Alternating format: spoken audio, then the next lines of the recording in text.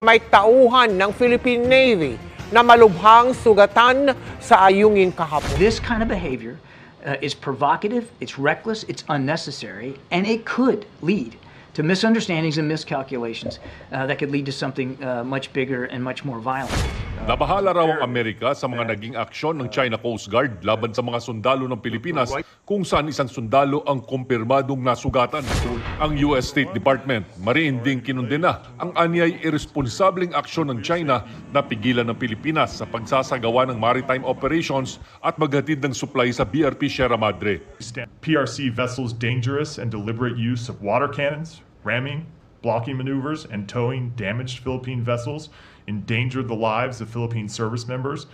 It's reckless.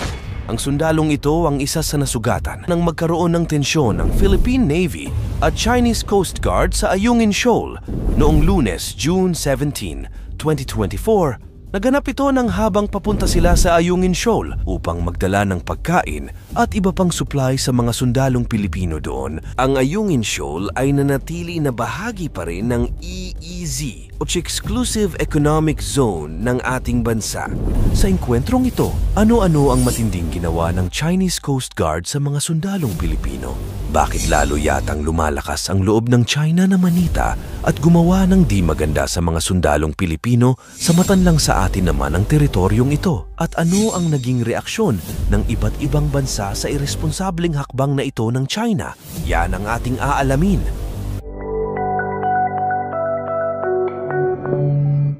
Ang insidente sa Ayungin Shoal ay nangyari ng unang banggain ng Chinese Coast Guard ang Philippine Navy matapos magdeklara at magpatupad ang China noong June 15 ang sarili nilang batas na nagbabawal at aarestuhin ang mga dayuhang barko na nasa katubigan ng di umano'y teritoryo daw nila. Sabi pa ng China, lumabag daw ang Pilipinas sa pangako daw nito at nagpadala ng supply ship at inflatable boat sa Ayungin Shoal. Kaya bukod sa pagbibigay ng warning at pagharang, sumampa daw ang Chinese Coast Guard sa bangka ng Pilipinas at nag-inspeksyon sa loob. Ayon sa ginawang ito ng China, ito daw ay legal at professional ang ginawa nila. Pero ayon sa source sa ilang balita, hindi lang ganito ang ginawa ng China dahil kinaladkad ng China ang inflatable boat ng Philippine Navy at binutas pa nila ito kahit may mga sakay na sundalo ng Pilipinas. Sundalo ng Philippine Navy ang nagtamo ng mga sugat at ang isa sa kanila ay naputulan pa ng daliri. Bukod sa pagbutas at pagkaladkad sa inflatable boat ng Pilipinas, binasag din daw ng China ang salamin nito at sinira ang makinagamit ang maso. At ang matindi pa ay kinuha ang mga baril at cellphone ng mga sundalong Navy.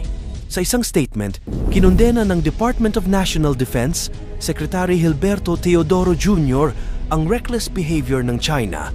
Kontra na daw ito sa naunang pahayag ng China Good Faith and Decency. Ayon pa kay Gibo Teodoro, masisikapin pa ng AFP ang tungkulin nitong ipagtanggol ang territorial integrity, soberanya at karapatan ng bansa.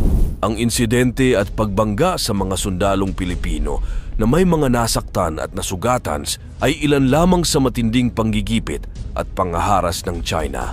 Matatandaan noong March 5 nang sabayang i-water cannon ng dalawang Chinese Coast Guard ang Resupi ship ng Pilipinas. 4 na sakay nito ang nasugatan. May mga nasugatan din noong March 23 nang muling bombahin ng malakas na tubig ang mismong loob ng barko. Kitang-kita sa video kung gaano kalakas ang water pressure ang sumalpok sa barko ng Pilipinas at halos ito ay magkandawasak. Hindi bababa sa 3 ang nasugatan.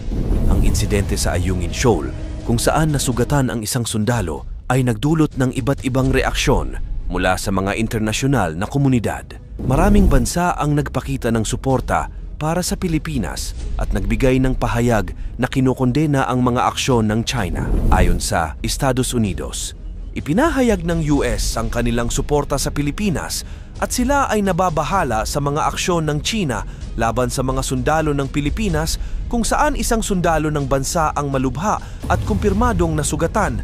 Pinahayag pa ng Amerika na ang ginawang ito ng China ay irresponsable sa pagpigil nila sa mga sundalong Pilipino para maghatid ng supply sa BRP Sierra Madre.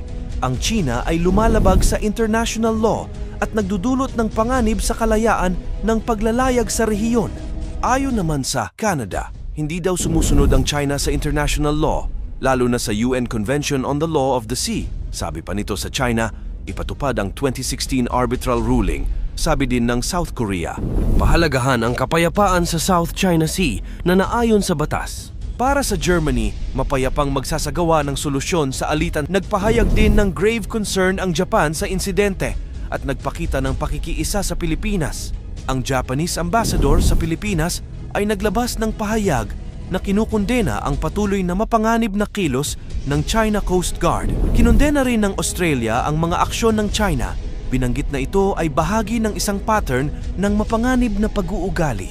Nanawagan sila para sa paggalang sa United Nations Convention on the Law of the Sea, UNCLOS, upang mapanatili ang kapayapaan at katatagan sa rehiyon. Nananawagan naman ang France para sa paggalang sa international law at nagbigay diin sa kanilang pagtutol sa anumang aksyon na nagdudulot ng tensyon at panganib sa rehiyonal na katatagan at pandaigdigang kaayusan batay sa batas. At para sa European Union, sila ay nababahala at nagsabi na ang mga aksyon ng China ay naglalagay sa panganib ng mga buhay, nagpapahina sa katatagan ng rehiyon at nagbabanta sa internasyonal na mga pamantayan. Ang mga reaksyong ito ay nagpapakita ng malawak na suporta para sa Pilipinas mula sa internasyonal na komunidad at ang kahalagahan ng pagresolba ng mga maritime dispute sa pamamagitan ng mapayapang paraan at alinsunod sa international law. Ang insidente sa Ayungin Shoal ay isang malinaw na pagpapakita ng patuloy na pagsubok sa soberanya ng Pilipinas sa West Philippine Sea. Patuloy na binibigyang diin ng pamahalaan ng Pilipinas ang kanilang karapatan at determinasyon na ipagtanggol ang kanilang teritoryo laban sa mga puwersang dayuhan.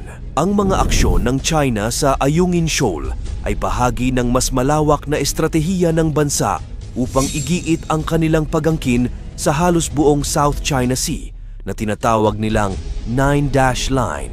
Ang mga sumusunod na dahilan ay madalas na binabanggit kung bakit ginagawa ito ng China: pagpapalakas ng territorial na pag-angkin. Ang Ayungin Shoal at iba pang bahagi ng South China Sea ay may malaking halaga sa China dahil sa kanilang strategic na lokasyon at mga natural na yaman. Ang rehiyon ay mayaman sa mga isda at posibleng mayaman din sa mga deposito ng langis at gas. Ang pagpapanatili ng presensya sa mga lugar na ito ay bahagi ng layunin ng China na palakasin ang kanilang territorial na pag-angkin. Geopolitical influence. Ang South China Sea ay isa sa pinakamahalagang ruta ng kalakalan sa mundo. Ang pagkontrol sa rehiyon ay magbibigay sa China ng malaking impluwensya sa internasyonal na kalakalan at sa geopolitical dynamics ng rehiyon. Pagkakataon na subukan ang reaksyon ng iba pang bansa. Ang mga insidente tulad ng nangyari sa Ayungin Shoal ay nagsisilbi rin bilang paraan para subukan ang reaksyon ng ibang bansa, partikular na ng Estados Unidos at mga kaalyado nito. Sa ganitong paraan, masusukat ng China kung hanggang saan ang magiging tugon ng mga bansang ito sa kanilang mga aksyon. Sa tumitinding harassment at panggigipit ng China sa mga sundalong Pilipino at mangingisda sa loob mismo ng ating West Philippine Sea, ano na ba dapat ang gawing aksyon ng pamahalaan ng Pilipinas? Dahil kung wala pa rin matibay na hakbang, mauulit lang ang ganitong senaryo sa ating kapwa Pilipino. Hihintayin pa ba natin na may magbuwis ng buhay para makaisip ng angkop na solusyon? Ikomento mo naman ito sa ibaba. Pakilike ang ating video. Share mo na rin sa iba. Salamat at God bless.